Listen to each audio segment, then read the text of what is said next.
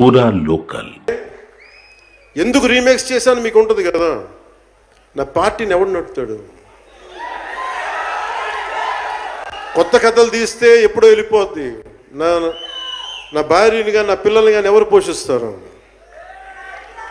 నేనే పోషించుకోవాలి, దానికి డబ్బులు కావాలి, పార్టీ నడపాలి. వీటన్నిటికీ రీమేక్ అనేది నాకు కొంచెం ఈజీ దారి అయింది. సొంత సినిమాలు కొత్త సినిమాలు చేయలేక కాదు, వేరే దారి లేక. నాకు దేశం పిచ్చి, సమాజ బాధ్యత పిచ్చి, సినిమా మీద ఉన్న కరెక్టే. నేనంటే మీకు పిచ్చి. అలాంటి నేను ఒక మంచి సినిమా రావాలని కోరుకుంటే అది రత్నం గారి ద్వారా వచ్చింది. కోరుకున్నాడు ఆయన, నీతోటి ఒక బలమైన సినిమా తీయాలని.